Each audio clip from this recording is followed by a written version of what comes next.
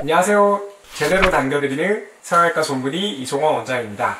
오늘은 좀 편하게 좀 많이 물어보시는 질문들에 대해서 답변을 좀 해드려 보려고 합니다. 제가 질문을 받았던 것들을 정리를 해보았거든요. 한번 소개해보는 코너를 가져보도록 하겠습니다. 네, 오늘의 첫 번째 질문인데요. 리프팅 수술을 주로 하는 성형외과 원장님이면 아무래도 남들보다는 노화 예방에 대해서 잘 알고 계실 것 같은데요. 원장님은 노화 예방과 건강을 위해 절대 하지 않는 행동이나 습관 같은 것이 있을까요? 저 개인적으로 가장 중요하게 생각하는 키워드는 바로 보상작용이라고 할 수 있습니다. 보상작용은 우리 얼굴에 어떤 부위가 제 기능을 하지 못할 때 다른 부위가 보상적으로 힘을 많이 받고 좀 보완하려고 할 때 나타나는 현상을 얘기합니다. 우리가 눈을 뜰 때 눈뜨는 힘이 좀 부족할 경우에 이 눈뜨는 힘을 보상하기 위해서 이마로 이렇게 눈썹을 치켜뜨시는 분들이 많으세요. 이렇게 이마로 눈썹을 치켜뜨다 보면은 이마에 주름이 생기게 되고 인상도 사납게 변할 수 있기 때문에 저 같은 경우는 눈을 좀 또렷하게 힘을 딱 주고 떠보려고 합니다. 이마에 힘을 빼고요. 두 번째 질문 한번 읽어보겠습니다. 최근 들어 건강한 삶을 위해 헬스를 시작한 30대 헬린이입니다. 아직 운동을 시작한 지 오래되지는 않았는데요. 주변에서 헬스를 너무 격하게 하면 빨리 늙는다는 말을 들었어요. 몸은 젊어지겠지만 얼굴은 확 늙을 수도 있다고 하던데 사실인가요? 네, 결론부터 얘기 드리자면은 사실이 아니겠죠, 당연히. 운동을 꾸준히 하시는 분들은 사실 얼굴이 운동을 하지 않는 분들에 비해서 더 젊어 보이는, 나이에 비해서 더 어리게 보이는 경향이 좀 많습니다. 그 이유는 운동을 함으로 있어서 몸에 이제 노폐물도 배출이 되고 땀으로 인해서, 그리고 근육이라든지 이런 것들도 발달을 하면서 우리 몸 전체가 더 건강해지기 때문에 당연히 수면도 더 잘 주무실 거고, 드시는 것도 이제 운동을 하시는 분들은 더 잘 챙겨서 드실 거고, 이런 여러 가지가 시너지가 나는 부분들이 있기 때문에 운동을 한다고 해서 확 늙거나 하진 않습니다.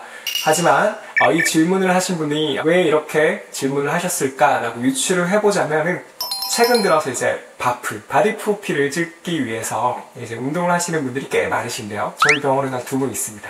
네, 이런 분들 같은 경우는 체중을 너무 급격하게 빼므로 인해서, 그리고 수분을 급격하게 제한함으로 인해서 얼굴에 수분감이랑 살이 갑자기 확 빠지면서 피부가 늘어지는, 좀 더 나이가 들어 보이는 이런 경향을 좀 줄 수가 있습니다. 그래서 단기간에 어떤 목표를 위해서 체중을 급격하게 감량을 하는 이런 행위들은 사실 얼굴의 노화에 좀 직격탄이 될 수도 있긴 합니다. 볼륨이 줄기도 하고 피부가 늘어나기도 하고 또 수분감도 감소하기 때문입니다. 마지막 질문인데요, 오늘의. 저는 성형을 한 번도 하지 않았는데요. 주변에 다들 등, 코 성형은 기본적으로 하다 보니까 저도 쌍꺼풀 수술이라도 해야 하나 고민이 되고, 갑자기 친구들에 비해 내 눈이 작아 보이고 코가 낮아 보이고 그런 느낌이 들어요. 사실 저는 아직까지 성형을 하긴 무섭거든요. 그렇다고 아무것도 안 하기에는 제가 너무 관리를 안 하는 사람인가? 라는 생각이 들고, 어떻게 하는 것이 좋을까요?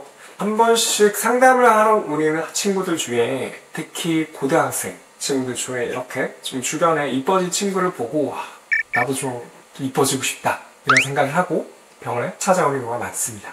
그래서 이런 친구들 같은 경우는 제가 딱 얼굴을 그래도 보고 수술을 했을 때 기대되는 좀 예뻐지는 정도를 거울을 통해서 제가 설명을 해주고요.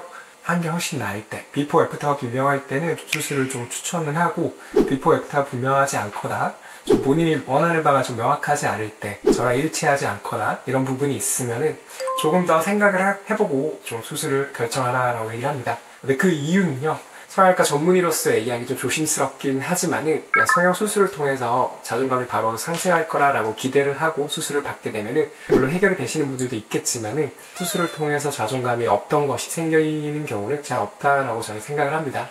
왜냐면은 본인의 이제 자존감 같은 경우는 내적인 부분이 기반이 좀 필요하기 때문인데요. 외적인 부분을 내가 수술을 해서 내가 완벽해진다라기보다는 내가 가난한 존재가 나의 가치를 좀 인식을 하고 있을 때 내 외적인 부분을 조금 더 가꾼다라는 개념으로 받아들이고 하는 게 더 낫다라고 생각을 하고요.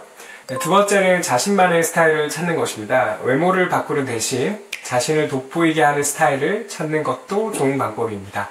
헤어스타일이나 패션, 그리고 메이크업을 통해서 외모에 보여줄 수 있는 다른 나의 스타일을 찾는 것이 중요합니다.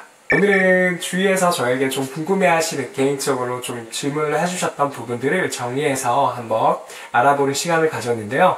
추가적으로 더 궁금하신 부분이 있다면 아래에 댓글 달아주시면 저희가 확인을 하고 또 답변을 해드리는 시간을 가져보도록 하겠습니다. 시청해주셔서 감사합니다.